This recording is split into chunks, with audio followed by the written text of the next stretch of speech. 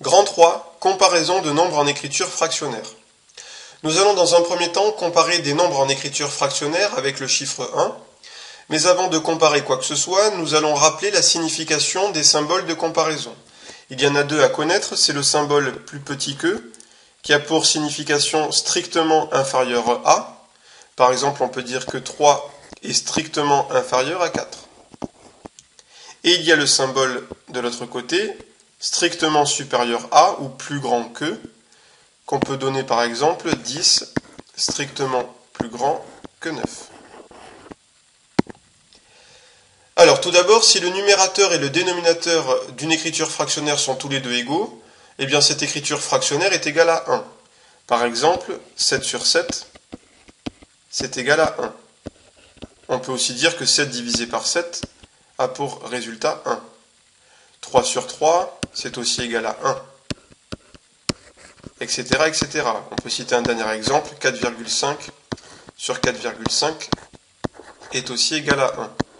Donc lorsqu'une écriture fractionnaire ou bien une fraction ont le même numérateur et le même dénominateur, c'est-à-dire que c'est le même nombre au numérateur et le même nombre au dénominateur, eh bien on peut écrire que cette fraction ou cette écriture fractionnaire est égale au chiffre 1. En revanche, si le numérateur est plus petit que le dénominateur, alors l'écriture fractionnaire est plus petite que 1. Par exemple, 5 sixièmes est une écriture fractionnaire ou une fraction ici qui est plus petite que 1. Tout simplement car le numérateur 5 est plus petit que le dénominateur 6. On peut expliquer ça en imaginant que l'on a 5 € à partager entre 6 personnes.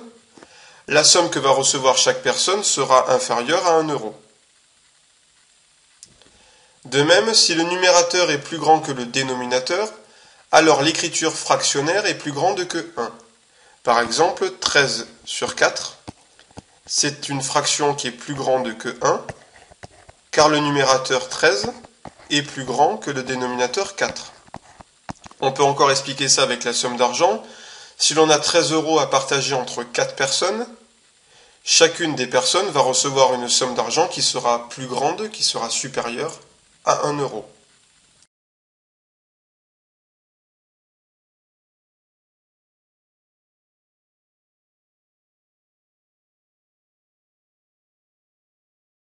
Petit b, lorsque les dénominateurs sont les mêmes. Nous allons voir ici la comparaison de deux fractions lorsqu'elles ont toutes les deux le même dénominateur. Alors comparer deux fractions, c'est en fait dire quelle est la plus grande ou la plus petite des deux fractions. Pour cela, on considère les 4 disques qui sont représentés ici. On a colorié une certaine proportion de chacun des disques. Et on va représenter par une fraction la proportion de disques qui est coloriée. Alors sur le premier disque, on a colorié 1, 2, 3, 4, 5, 6, 7 parties sur un total de 8. Sur le deuxième disque à côté, on n'a colorié que 6 portions sur les 8. Donc ça qui veut dire que la fraction 7 huitièmes est plus grande que la fraction 6 huitièmes, puisqu'on a colorié plus de parties de disque ici que sur ce second disque.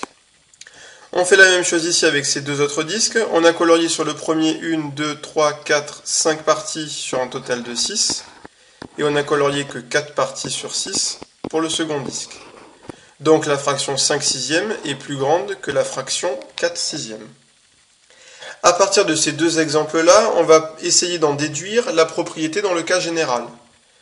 Donc la propriété, la voici. Si deux nombres en écriture fractionnaire ont le même dénominateur, alors le plus grand est celui qui a le plus grand numérateur. Et celui qui a le plus grand numérateur. On va utiliser cette propriété dessous sur quelques exemples. On souhaite d'abord comparer la fraction 4 sur 27 et 7 sur 27. Ce sont toutes les deux des fractions qui ont le même dénominateur, donc la plus grande des deux fractions est celle qui a le plus grand numérateur. Donc ici, c'est 7 sur 27. Même chose ici, la plus grande des deux fractions est celle qui a le plus grand numérateur, donc c'est 11 treizièmes qui est plus grand que 5 treizièmes. 19 quinzièmes est plus grand que 8 quinzièmes. Et même chose ici, ce sont deux fractions qui ont toutes les deux le même dénominateur. La plus grande est donc celle qui a le plus grand numérateur, c'est donc 19 cinquièmes, qui est plus grand que 12 cinquièmes. Donc si on veut comparer deux fractions qui ont toutes les deux le même dénominateur, la plus grande des deux fractions, c'est celle qui a le plus grand numérateur. Voyons maintenant la comparaison de deux fractions lorsqu'elles ont toutes les deux le même numérateur. On considère la situation suivante. Alexia et les 4 membres de sa famille viennent de gagner 10 000 € au loto. C'est Alexia qui doit se charger du partage équitable de cette somme entre les 4 membres de la famille. Chaque personne va donc recevoir la somme de 10 000 sur 4 euros. Mais au moment du partage, Alexia se rend compte qu'elle ne sait pas compter dans le partage. Elle doit donc refaire le partage de la somme entre les 5 membres de la famille. Donc chacun des membres de la famille va recevoir une somme qui correspond à la fraction 10 000 sur 5. La plus grande des deux fractions, c'est évidemment la première, puisque si on a 10 000 € et qu'on le partage entre 4 personnes, chacune de ces personnes va recevoir une somme plus grande que si on avait partagé la même somme entre 5 personnes. À partir de cet exemple, on peut en déduire la propriété dans le cas général. La propriété, la voici. Si deux nombres en écriture fractionnaire ont le même numérateur, alors le plus grand est celui qui a le plus petit dénominateur. Donc si deux nombres en écriture fractionnaire ont le même numérateur, alors le plus grand est celui qui a le plus petit dénominateur. On considère 4 exemples dessous, donc on veut comparer 10 sur 17 et 10 sur 27. Ce sont deux fractions qui ont le même numérateur. La plus grande des deux fractions est celle qui a le plus petit dénominateur. C'est donc 10 sur 17. Même chose ici, entre 9 quinzièmes et 9 treizièmes, la plus grande ce sera celle qui a le plus petit dénominateur. C'est donc 9 treizièmes qui est plus grand que 9 quinzièmes. 19 sur 7 et 19 sur 9, la plus grande c'est 19 sur 7. Et la dernière, 4 cinquièmes et 4 septièmes, ce sont une nouvelle fois deux fractions qui ont le même numérateur. La plus grande est celle qui a le plus petit dénominateur, c'est donc 4 cinquièmes.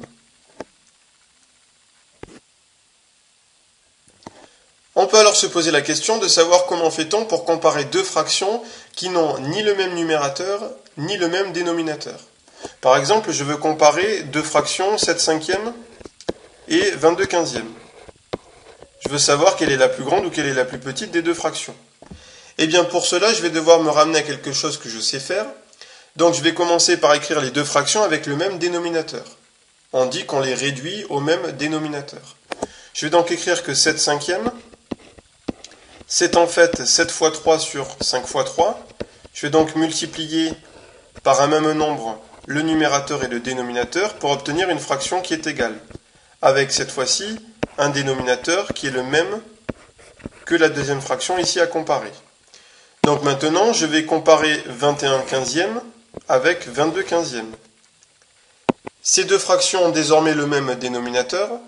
La plus grande des deux fractions est donc celle qui a le plus grand numérateur. Donc, la plus grande des deux fractions, c'est 22 quinzièmes. 22 quinzièmes est supérieur à 21 quinzièmes, tout simplement car 22 est plus grand que 21. On a appliqué la première propriété que l'on a vue pour comparer deux fractions qui ont le même dénominateur. La plus grande est celle qui a le plus grand numérateur.